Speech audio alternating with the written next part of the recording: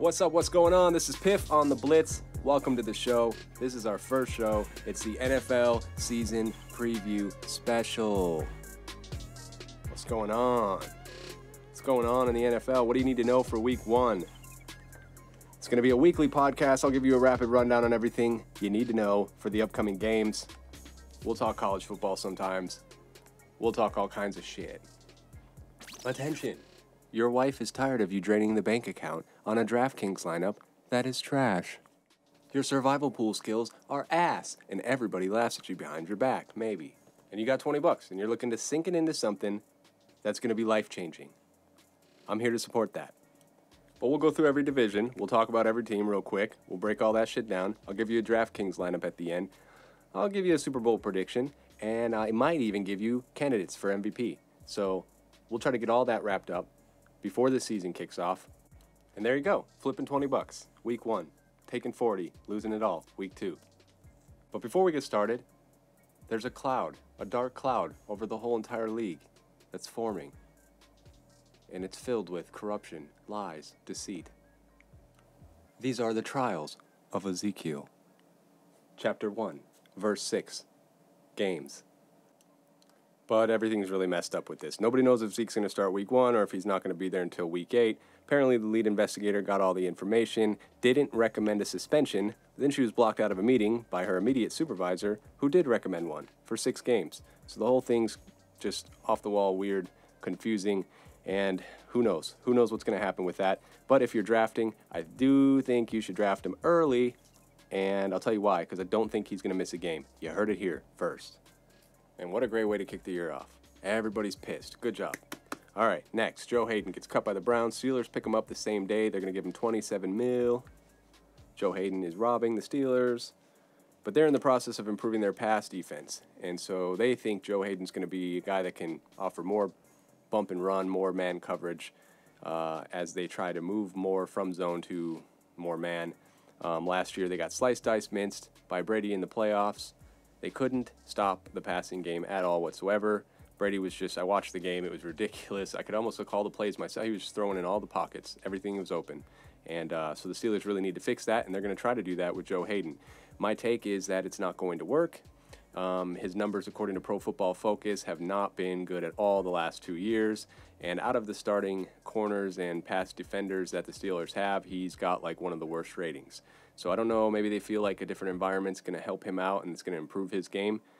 And we'll see. And we'll find out quickly, I think. So does Joe Hayden, I think, from the Steelers' perspective, they've got a tight window. They've got a closing window with Ben. They got a lot of contracts. They know the one thing that's holding them back is that pass defense. But to tell you honestly, when I was watching the game last year, it didn't look like a player issue. It kind of looked like a coaching issue. But maybe they got it figured out. And maybe Joe Hayden's part of that equation. We'll see. I'm going to give it like a 30% chance that it's going to be worth the money, that it's going to help him actually win the big game in the AFC to get him to the Super Bowl. 30% chance. The numbers are low. He's coming off of injuries. It's a new system still. He's still got to get used to it. And we'll see what happens. But, yeah, 30% chance. I understand with the window closing, they need to fix that, pass defense. That they think that'll take him to the next level. Artie Burns is a young player that they drafted to try to address these issues. I don't really feel like he's been playing at a round 1 level, but we'll see. Matt Stafford gets huge payday. Gets paid the most ever. Why not? I'm not mad at it. The Lions don't have any other options at quarterback. I mean, he's no Scott Mitchell. He's no Charlie Batch. But whatever. Give him the money. And then Jarvis Landry's on the trade block with the Dolphins, I guess. So I don't know what's going on there. But he's a superstar. But maybe it's the Cutler-Devontae Parker chemistry that's been developing in the preseason that they're thinking, we've got Parker. We can drop Landry and maybe fix that defense up a little bit. I don't know. Hopkins gets some more money from the Texans, so he'll be staying around in Houston for a while.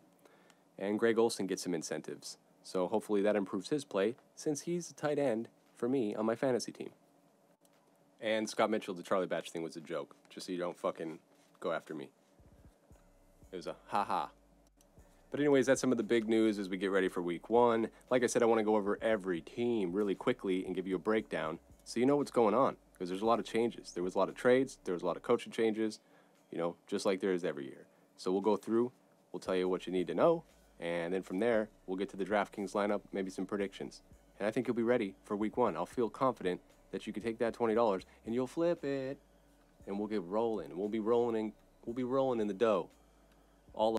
So what is it, Piff? What do you have? What do you have? I can't read. I don't have the time to go through everything. I don't know how to read. Well, that's fine, because you just have to listen. And we'll start out in the AFC East. Buffalo Bills, Miami Dolphins, New England Patriots, New York Jets. That's the AFC East. Okay, in case you didn't know. Start with Buffalo. New coach, McDermott. New look defense. Jerry Hughes is the key player on that defense. He's got to stay healthy. The problem with the Bills is they have poor depth. They have poor depth at left tackle, running back, safety, quarterback. 17 years they've been left out of the playoffs. It's a 17-year playoff drought. Jesus, I even have a hard time saying that because it's so ridiculous. Need to stay healthy. The rookie to watch is Zay Jones out on the outside, and obviously their top player is LaShawn McCoy. But can Tyrod Taylor take the Bills to the playoffs for the first time in 17 years? We'll find out. But that's the Buffalo Bills for you. You know, they're really, really good at being average. Every year, 7-9, 6-10, 8-8. The fans still love the team. Great fans. Buffalo's a great team. I'm rooting for them. Hopefully they get into the playoffs this year. They've got a lot of talent. They still have Charles Clay. They've got, they had Anquan Bolden, but they got Jordan Matthews showing up. So we'll see what happens there. Over to the Miami Dolphins. Smokin' Jay returns. And he doesn't give a shit about what you think. Can the J train carry this team? They've rebuilt some linebacking. The fuck am I talking about? They rebuilt some linebackers trying to stop the run this season. They had a really hard time doing that last year. They're healthier in some ways than last year. On the offensive line, Pouncey's coming back. They're looking to build off of the playoff appearance they had last season. And the rookie to watch, Raekwon Miller, linebacker out of Ohio State. Watch him. But if they get that defense, rolling, and they can stop the run, Smokin' Jay already has great chemistry with Parker and the J train. If he turns out to be the superstar that we all think he is, the Dolphins have a good chance at repeating and going back to the playoffs. Okay, let's go to the Jets. Why not? The rookie on the Jets to watch, Jamal Adams. This is a team full of Madden-created players. Bunch of nobodies. Now that Sheldon Richardson's gone, the Jets are really in a rebuild mode. Hit the reset button. Hit the reset button. Keep hitting the reset button. Like, hold that shit down. Unplug the system. Trade everybody. I don't think Bowles is going to be there after this season. I think he's going to be fired. But what do the Jets got? Well, they have a quarterback mess. They have Robbie Anderson on the outside. Bilal Powell's going to be their fantasy stud. See if Matt Forte can stay healthy. Bunch of young players. I guess with the Jets, we'll find out. We'll find out what we're getting. I mean, I don't know. 1-14 or 1-15. Maybe. All right, so that's the Jets. They're not winning the division. They're definitely not getting in the playoffs. You heard it here first. Exclusive. Breaking. Jets aren't going to make the playoffs. Patriots. Yeah, they're going to probably go to the Super Bowl and win that shit. Done. No. Same coordinators for the last 6 years. They added Cooks. They added Dorsett today. They added Gilmore in the defense. They kept Hightower. They kept Butler. They have one of the easiest schedules in the league. The only real question, how good is their edge? Well, who cares? They're probably still going to win tons of games. Great roster construction. They have so much depth. When it comes to the playoffs, they're always fresh and ready to go, and they always have new looks. The rookie to watch, McDermott on the offensive line. We'll see how he holds up and see if he can improve that running game. They got a plethora of running backs. Did I even say that right? Probably not. They have a ton of fucking running backs. Deion Lewis, James White, Gillisley, Rex Burkhead. I mean, the list goes on and on.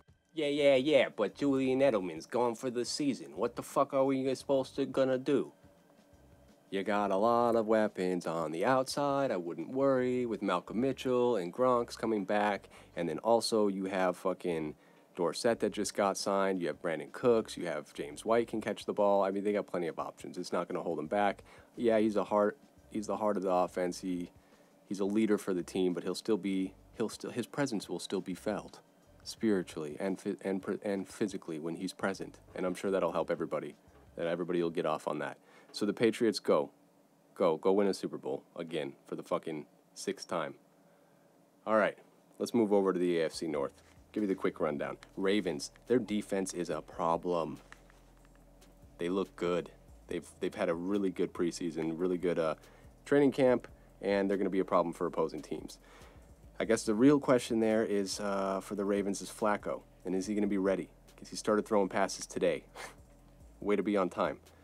Tackle Ronnie Staley and C.J. Mosley really hold this team together. They've got to stay healthy if the Ravens are going to make the playoffs. Everybody's waiting for Brashard Perryman on the outside. He needs to break out this season, start catching balls. I don't know. I think he's a fantasy sleeper. And I think he's a good threat to opposing teams. Their linebacker core is strong. They do a great job at drafting defense. So their defense, the Ravens, and that's their identity. The rookie to watch is Humphrey over on the corner from Alabama. Ravens are going to be a tough defense to play against. Can Flacco and that back hold up? We'll find out. Over to the Bengals, Joe Mixon's the rookie to watch. And they also have John Ross, but I think he's hurt right now. But he should be back by like week 3, 4, something like that. The offensive line is still a huge question. And these rookies need to splash onto the scene. And Dalton needs to stay healthy. And I don't know if he's going to do that behind this kind of line. They got rid of Whiteworth, I think. White Walker. Game of Thrones. They got dragons. No. 41 times last year, Dalton was sacked. And Andrew Whitworth and Kevin Zeitler, I don't know, I'm having a hard time with names today. They're both gone. When is Marvin Lewis going to be gone? Next up, defensive coordinator Paul Gunther. That sounds like a coaching name. Gunther. My name's fucking Gunther, and I'm here to coach you guys. Marvin Lewis has been there for fucking 15 years. And I mean, he's had a lot of success, but, you know, I think it's time to change some things up. You know, let's change some things up. Browns, 1-15 last year. They are going to be a very good run team, surprisingly enough. Their offensive line is one of the best in the league. After signing Treader and Zeitler, I really fucking don't know how to say his name. Okay, but he's improved their offensive line.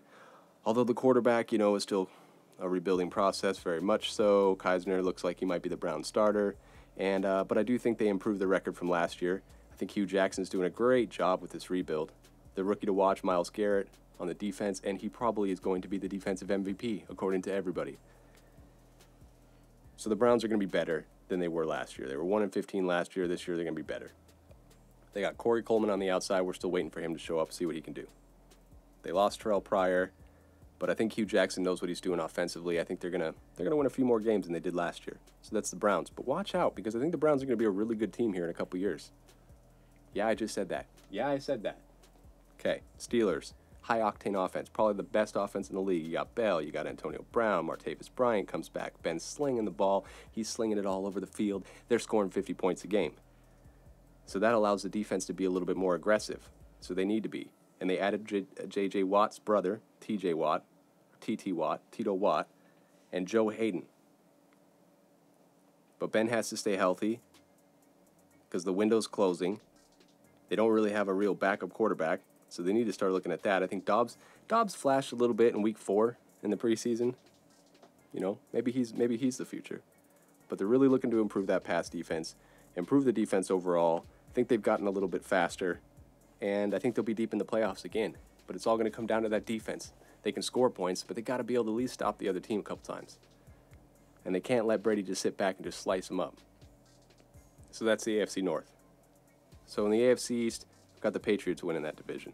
In the AFC North, I'm going to give it to the Steelers. If Ben goes down, it's all over. No, they'll have a really hard time getting into the playoffs. And in that case, I'll give the playoff spot to the Ravens or the division to the Ravens. But what about us down south? What about the AFC South? They said to me, and I said to them, J.J. Watt returns. Clowney's going to continue to develop into a great player. Maybe, I don't know.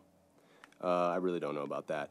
But Houston's defense is a force, and they can really hold the offense up. They did last year. I really honestly think that they should have beaten the Patriots last year had they have had a quarterback that could throw the ball at all.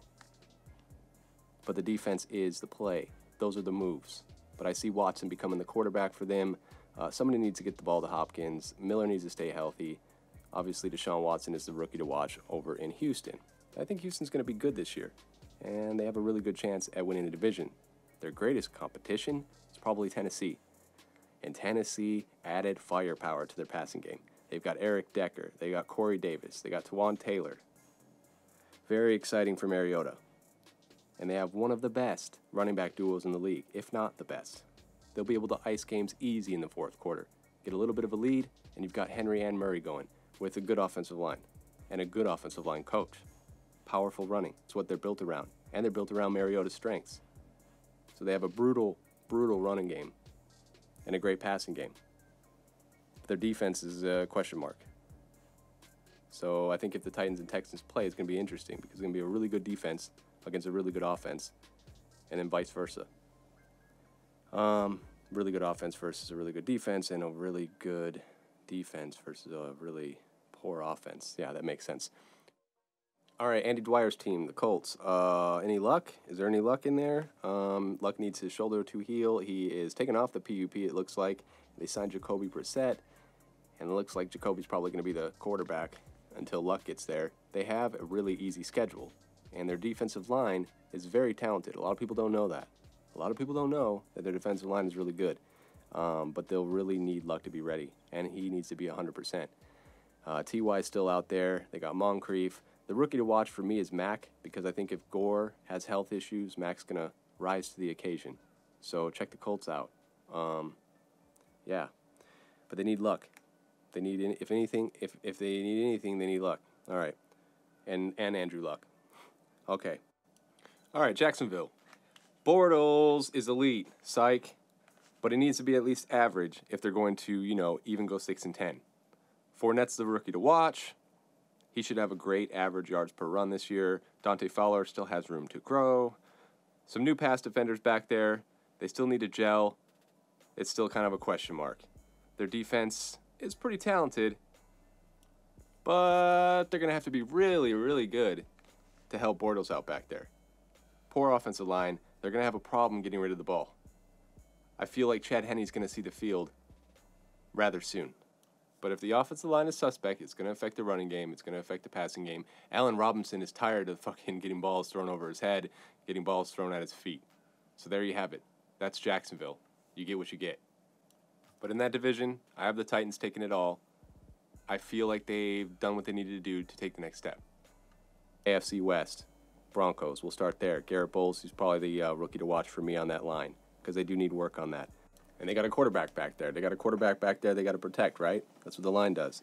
And and you got to protect the guy back there because he's throwing the ball. Look, the run defense is trash and ass. No, they are trying to fix that. They fixed it with some offseason signings. The no-fly zone's still in effect. This is an elite defense. The offense was really bad last year, and that needs to change. And can Bowles improve that run game and hold his quarterback up? And does Jamal Charles have any gas left in the tank? We're going to probably find out. The Broncos defense, though, it's an elite unit, but they have a really tough schedule. That defense is a tough schedule. I think it's like ranked 29th, according to some website that I was looking at. Chiefs. Yeah, Spencer Ware went down. That hurts. Alex Smith, can he bottle up that magic once again? Kareem Hunt's going to be the running back. He's a rookie, so he's the rookie to watch. They're returning most of the starters from last year, and Justin Houston's going to be healthy. They lost Macklin, so they're going to expect Hill to take that spot. He's going to have to rise to the occasion. But with Ware gone, so will Hunt. He'll also need to rise up. And that offense just needs to manage the clock because the defense is still really good. But pay attention to the turnover ratio. It's one of the best in the league. They've got a great coach in Andy Reid. Chiefs are going to be a good team. All right, Chargers. Moving to L.A. from San Diego. Mike Williams is the rookie to watch on the outside. Hopefully him and Rivers build a good chemistry. If they do, watch out. Chargers spent some time rebuilding their offensive line this offseason. Hopefully that helps Rivers. Keenan Allen's coming back. Joey Bosa's turning into a beast freak monster. But Rivers needs to stay healthy because Cardale Jones isn't going to be the answer. So that's the Chargers. See if the move to LA sparks some energy, sparks some life into the Chargers. I know Rivers, he's a good quarterback still, but his window's also closing. So they got to fix that backup quarterback situation probably sooner rather than later. The Oakland LA Raiders. Derek Carr continues to make big steps in his game. This is a top offensive unit. Amari Cooper and Crabtree were lighting it up last year. I think Lynch is an upgrade at running back. Jared Cook is an upgrade at tight end. The offense was already running smooth last year. It was one of the best. And their offensive lines are one of the best units in the league. Marshall Newhouse over at left tackle, if he's the answer there, then good luck. Watch out. because this offense is coming. Connolly over on corner is the rookie to watch for me. I think the defense is really good. They're still young, but they're fast, they're quick, they're sprung. So that's the AFC West. And in the AFC South, I think I have the Titans. And in the AFC West, I'm going to go ahead and go with the Raiders. So there you have it. Patriots, Steelers, Raiders. I think the Chiefs get a playoff spot. You got the Titans there. And I'll give the last spot to the Texans, just because they're going to win the division, and so that gives them an automatic nod. And I think the Ravens are like the closest. They're the ones closest to getting in, but I think they'll just miss it. And yeah, I don't know how healthy Flacco is. If Luck was a top health, I'd say the Colts have a good shot. But I got the championship game being the Patriots and the Raiders. I don't think the Steelers' health is going to hold up, and I think the Raiders, they've got the team. They've got the team to go to the championship. All right, wipe your balls off, go take a piss, get a drink, come back. All right, we're back. NFC. We got to go through the NFC. NFC East, we'll start there. And we'll start with America's team, the Dallas Cowboys. They're returning most of their offensive players. Dak's in his sophomore season, but he looks really good. He has to build on the chemistry with Dez Bryant. They still have some work there. But they have a really, really difficult schedule this year. Still have an elite offensive line, still have a great running core. The defense is suspect, especially in the back end. I'm pretty sure your grandmother could throw 300 yards against the Cowboys this season. And then Zeke's suspension. If he's gone for 6 games, if he doesn't show up till week 8, then you're looking at a 9-7 zone. You're in the 9-7 zone. So you have Taco. He's the rookie to watch over on the end. And that's the Cowboys. Over to the Giants. Championship defense is what they've got. They added Brandon Marshall. They have a scary, scary wide receiver core. Eli has a ton of weapons now, but the offensive line is still an issue. And they have no real depth at quarterback or running back. The running backs are trash. And it's weak overall. So question I ask is, will the lack of the offensive line in the running game be their downfall in the end? Because if you can't run the ball and you can't really control the clock when you need to, and you can only throw it around, it's going to get you in trouble. It's going to put your defense out on the field a lot more. So the Giants definitely are a strong team. They went to the playoffs last year. In the first round, they got kicked out by the Packers, but they were on the road. They might find themselves on the road again this year, and they've got to be able to overcome it. They have before. I think they'll go deeper this year. I think they'll get to the second round. But like I said, if you don't have a really good offensive line, you have questions at tackle with Flowers, and your running core is kind of weak, yeah, I just kind of question that. I question how far you can go and if it's going to hurt you in the end.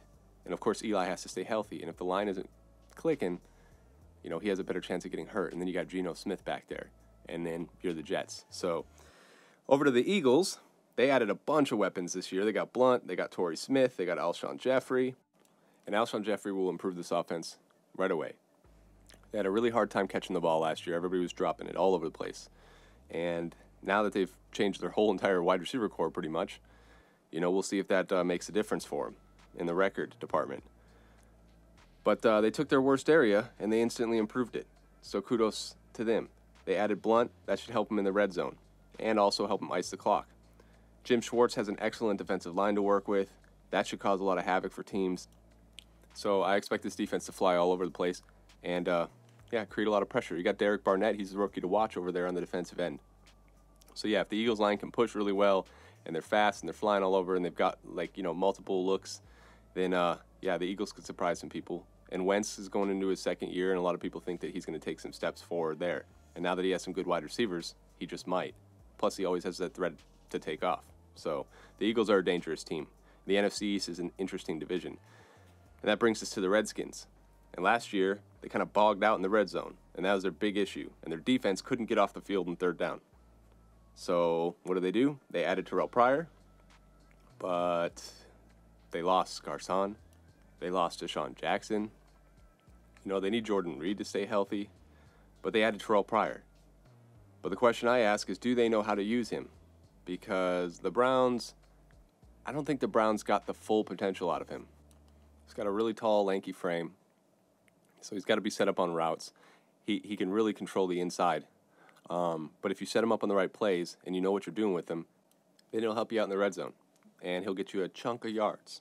And he'll control the middle. Because, he's big. So, Defense still doesn't look better to me. I know they made some moves, but the defense doesn't look any better. And I don't think the Redskins are going to be any better than they were last year. And I actually think they will be worse. And I think they will take a little bit of a dip in production and points. We'll see. Maybe I'm wrong. All right, over to the NFC North. The cold North, the fucking coldest division, I think, in the league. Packers. They added Martellus Bennett over at tight end. That brings him an offensive weapon that can not only catch the ball and get some red zone looks, but he's also a really good blocker, and that'll help out the running game, especially with a rookie running back, Jamal Williams, back there, and Montgomery still, goosing his downs and whatnot. But the Packers are all set. I mean, they're a team that's going to go deep in the playoffs. They lost a couple defensive players, but they got House coming back. Kevin King's the rookie over there to watch. Josh Jones. And that should improve their pass defense, or at least make them younger, maybe faster. And, of course, they still have Clinton Dix, who's been doing really, really well. And he's shown to be a good draft pick. But this is a Super Bowl caliber team. And I think week 1, when they play the Seahawks, we'll find out what we're really getting. It's going to be very telling. And, if they blow the Seahawks out, then they're probably the favorites in the NFC. Over to the Bears. The Bears. They are in a rebuild. They are in like year 3 of this massive overhaul. They signed Trubinsky a rookie contract, and he's the rookie to watch. I think he'll take over the quarterback position. The problem is they paid Glennon so much money.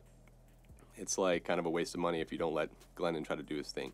I don't think Glennon does his thing very long, and Trubinsky will take over, especially when they start 0-4, and they're looking at Trubinsky real hard. But he's going to be able to begin his journey there in Chicago and start, I think, sooner rather than later. Already, they lost Meredith. So that already hurt them. They cut Cruz. They do have Kendall Wright over there and Kevin White. Kendall Wright and Kevin White. It's an interesting combo. Jordan Howard should be, really good. I think he should ease the quarterback play a little bit, but slightly. Don't expect much here. The Bears are going to be, towards the bottom. All right, over to the Lions. Roar. All right. They almost won the division last year under Stafford. He's got a cannon. He's got great comeback ability. Beefed up O-line. They got Abdullah coming back. They drafted some young defensive players. But the tackle positions are question mark. Can they hold Stafford up back there?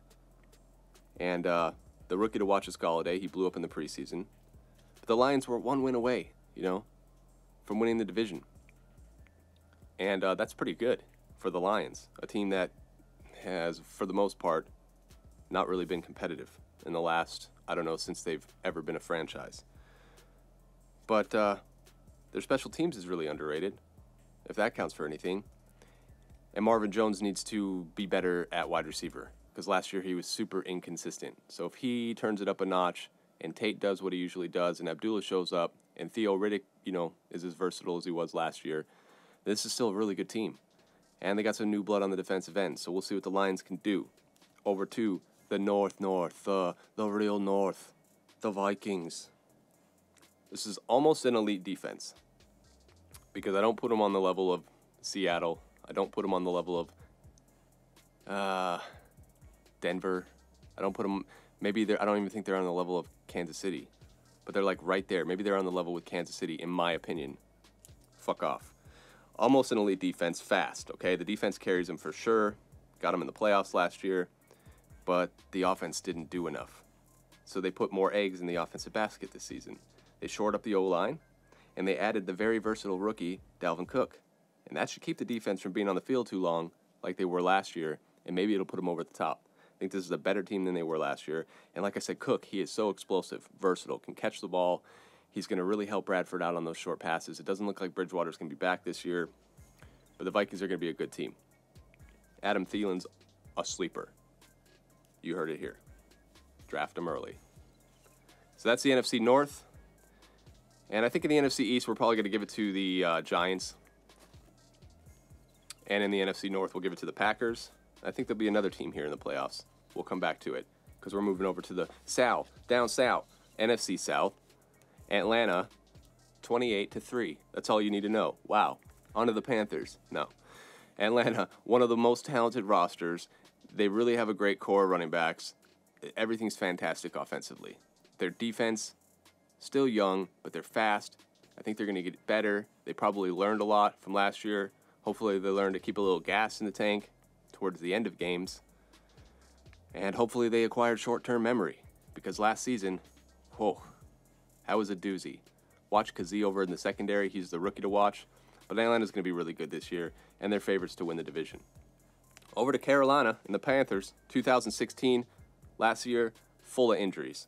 I mean, they were wrecked with injuries. In 2015, the same core of players that they have now, went like 15-1. Okay?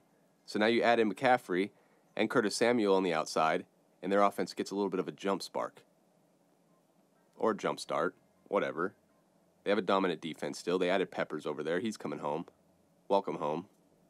The corners are young. I think they're in their second year. They're learning. They didn't do bad last year. They did terrible. But when you add McCaffrey, he's going to be small. He's going to be able to get a lot of touchdowns, I think. If Kelvin Benjamin has his mind in it, then they'll do really well, because he's going to be great in the red zone. He just has to be consistent. Last year, he fell off the planet, so nobody knew where he went until like week 17. And it's like, yo, it's way too late, okay? Had him on my fantasy team. It was really frustrating. It was a nightmare, to be honest. Okay, down to Nolans. No defensive support whatsoever. Breeze, here's the ball. Do whatever you can. Made a couple coaching changes on the defense to try to fit with Dennis Allen a little bit better. Breeze still has gas in the tank, but you know, can he hold this team up and take them into the playoffs? I don't think so. They do have Mark Ingram and Adrian Peterson now, which is a really interesting combo of running backs. That should offer some relief for Breeze, but the defense needs a lot of balls to fall their way this year. Watch out for Alvin Kamara. He's the running back to watch and the rookie to watch. He might be their new Darren Sproles. Didn't they get Colby Fleener over there? Yeah, he's not the answer. Saints, you're going to be like 6-10. All right, Bucs. This is an interesting team. If Winston can learn to stop making horrible choices, then the Bucs can do something. But until he learns that you can't, as you're going down to the ground, throw the ball up in the air to no one and just hope that your receiver catches it. Until he can learn to stop doing that, the Bucs are going to continue to be, an 8-8, 9-17. But they got better weapons. They got Deshaun Jackson. They got deep speed now. They got O.J. Howard. He's their future tight end. Martin's going to be healthy and ready to go around week 4. And the offensive line, they're not bad. But this offense is better.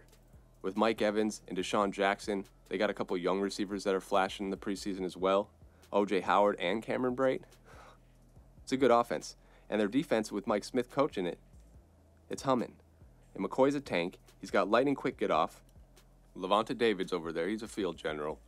So the Bucs are going to give an Atlanta Falcon team a run for their money. Over to the NFC West, the final division. Go with the Arizona Cardinals. Their defense is younger and faster than it was last year, but they need to gel, and they need to do it quick.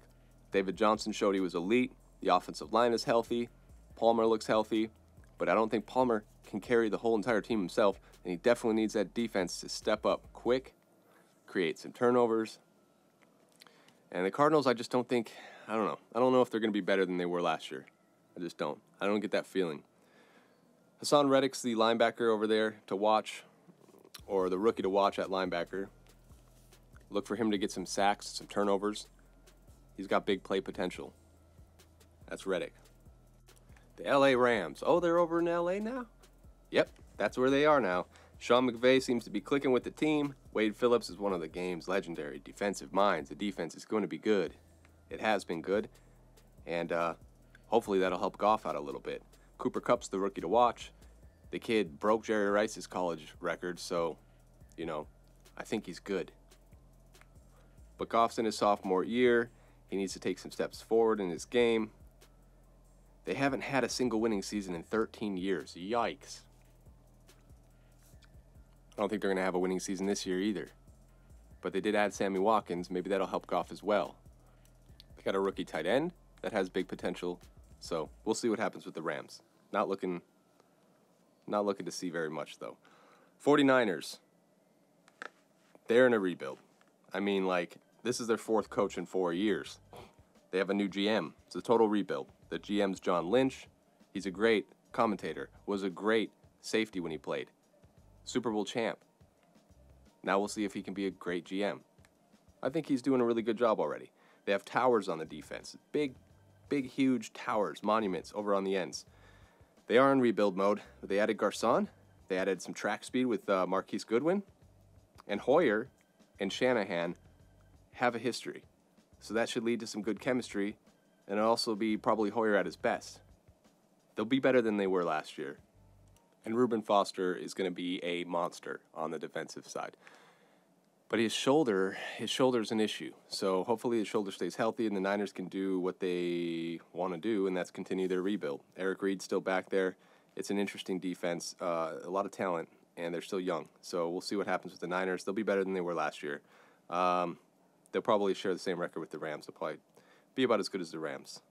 They also have an interesting running back combination there. We'll see how Shanahan uses that, because he was really fond of using Freeman and Coleman, and he used them really well. He used the two running backs really well, so we'll see what he does over in San Francisco with that.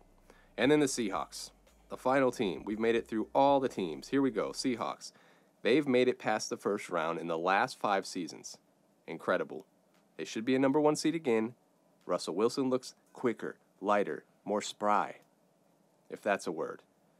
He lost some weight. He's ready to go. He knows the offensive line is suspect. And so he knew he needed to be a little bit quicker on his feet.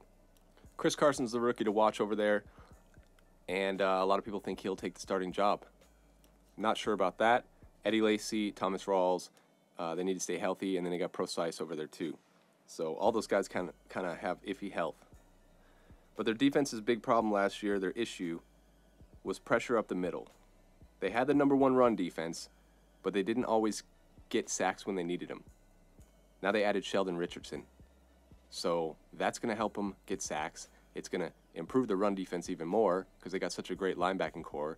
The back end is just fantastic. Earl Thomas seems healthy. Chancellor seems healthy. Richard Sherman's healthy.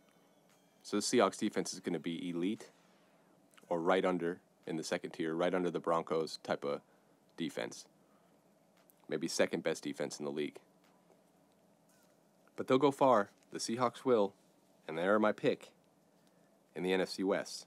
So for the NFC, we have, we're going to give Atlanta, we're going to give Seattle, that's 2, Giants 3, Packers 4, and my wild card teams, are going to be the Vikings, because I think they've done what they needed to do offensively to bring them back to the playoffs. Their defense is going to be just as good, if not better. And then check this out.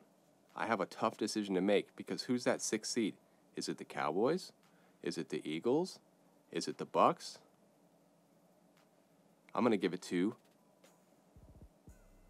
the Eagles. Interesting. All the Cowboys fans are probably ready to fucking light my comment section up. But that's what I'm doing. I'm giving it to the Eagles. So there you have it. There's the rundown. Every division, every team, what you needed to know going forward. So what do you... Oh, no, I haven't forgot about the 1-week fantasy lineups. I told you I was going to give you some 1-week fantasy lineups. Didn't you forget? Did you forget to give it to us? Nope, I didn't. Here it is. So this is what I did. I got 2 lineups for you. I have a lineup A and I have a lineup B. Okay? You pick either one, or you can listen to them here and be like, nah. But I'll give them to you. Check them out. This is what I got. Lineup A, Eli Manning, 5,600. Running back, Christian McCaffrey, 5,400. LaShawn McCoy, 8,200. Doug Baldwin, 6,700. Kelvin Benjamin, 5,900. Devontae Parker, 5,300. Jason Witten, 3,900. Steal. Crabtree, 6,000. Eagles defense, 2,700. Steal. Eli Manning is going to throw all over the Dallas Cowboys. He's a great value at his price, and I go with him. Christian McCaffrey's going to see the end zone in his first game, guaranteed. LaShawn McCoy will also see the end zone, maybe a couple times. Doug Baldwin, he's Russell Wilson's favorite target, and you know there's going to be times where they're going to have to throw, and Doug Baldwin is going to get some of those catches. Kelvin Benjamin had really great chemistry in the preseason right away with Cam, and against the Niners defense, I think he'll probably do a slant route for a touchdown. but he'll definitely win on the outside a couple times. So I got him in my lineup. Devontae Parker, same thing. Great chemistry with Jay Cutler right off the bat. So, week 1, maybe they'll continue that. He's a great value. Jason Witten, he's a safety valve. He's a safety valve for Dak. And if Zeke misses that game, they're going to try to hit Witten. They're going to try to throw the ball more. Yeah, so he's great value at 3,900 as well. Michael Crabtree, he's the flex, because I think out of all the flexes, he had probably the most potential to have a big game against a Tennessee defense that's probably going to, let him get a couple catches and maybe get a touchdown. And then the Eagles defense, they're going to cause havoc. And the Redskins line isn't anything to write home about. And they don't have the same weapons they had last year at wide receiver. I'm going to give the Eagles defense, they're going to create some turnovers. They're going to get some sacks. Kirk Cousins might look like an idiot week 1. They might have him running all over the damn place. So I went with the Eagles defense. Great value, 2,700. That's lineup A. Lineup B, if you didn't want to go the Eli Manning direction, if you don't trust the Eagles and you weren't feeling Kelvin Benjamin at all, lineup B is Derek Carr, Bilal Powell, the J Train over in Miami, Martavis Bryant, Brandon Marshall, Marvin Jones, Tyler Eifert, Julio in the flex, and the Atlanta Falcons on defense. Falcons play the Bears, so Julio and their defense is going to have a good game. And if Tyler Eifert is healthy, which it looks like he is, he should have a great week with Dalton there. Marvin Jones looked really good in the preseason, so we'll kick it off with him. Brandon Marshall, probably going to get a touchdown against the Cowboys. Definitely going to get a touchdown for the... And if Odell's out, wow, even more. Even more so you want to play Brandon Marshall. Bryant, he's a sleeper, and you saw what he did his rookie season. And I think he gets used right away. So we'll see what happens there. J Train over in Miami, I'm playing him. Bilal Powell, he's a fantasy stud over in New York. They're going to have to check down on him a bunch.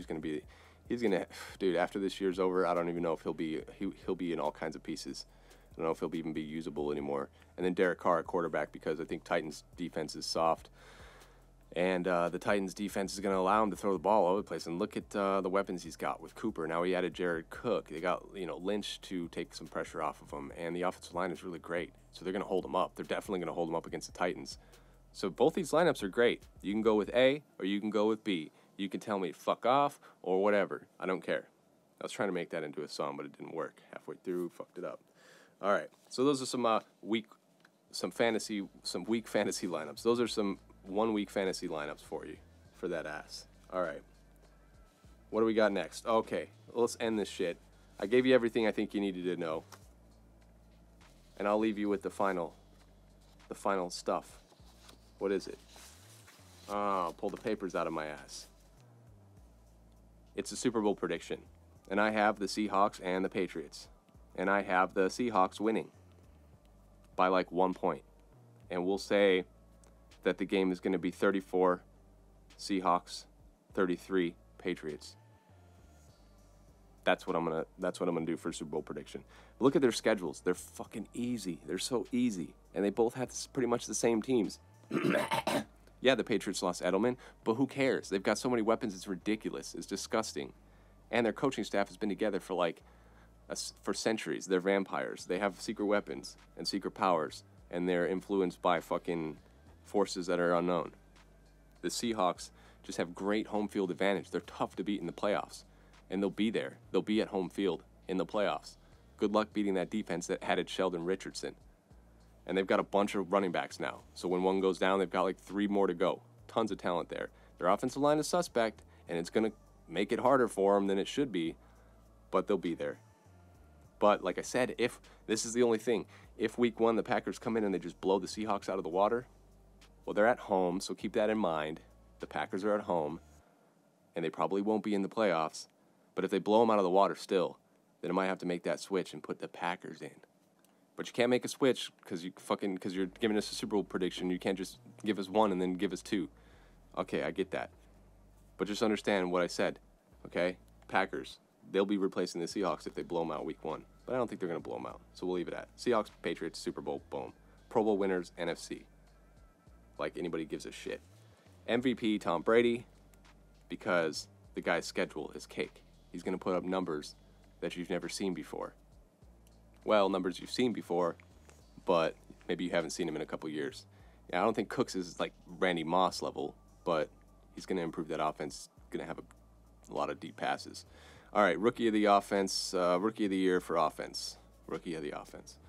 Cooper Kupp, that's not a popular pick. I don't think anybody would say Cooper Kupp is going to be the rookie of the year. Maybe one person on some forum somewhere in the middle of the internet. But I'm saying it here, which I'm like in the middle of the internet, and nobody knows who I am. So maybe that somebody is me. It is Cooper Kupp, rookie of the year, offense. Rookie of the year on defense, I have Myles Garrett because it's easy. And I didn't know how much I really wanted to look into that. Myles Garrett's going to be effective. He's going to have sacks. And I think if he gets a double-digit sack total, that he'll easily be the rookie of the year on the defensive side. So there you have it. That was Piff on the Blitz, weekly podcast. We're going to give you everything you need to know for the upcoming games. The next time I see you, we'll have 1 week in the books. And so we'll know a lot more. And we'll look back on some of the things I talked about and see if what I said was true or if everything I said to you was a lie. We'll find out. But tune in next week. Piff on the Blitz. We'll give you a recap of the games. We'll give you predictions for week 2. We'll give you lineups for week 2. We'll talk about big news. There are probably going to be some injuries. People are going to have some shit broke off in week 1. We'll talk about it. And also check out Rowdy and the Piff. That's going to be a Monday show, also a weekly show that I'm on where we're talking about sports and other trending topics. So check that out. Check Piff on the Blitz. Word. I'm out. Peace.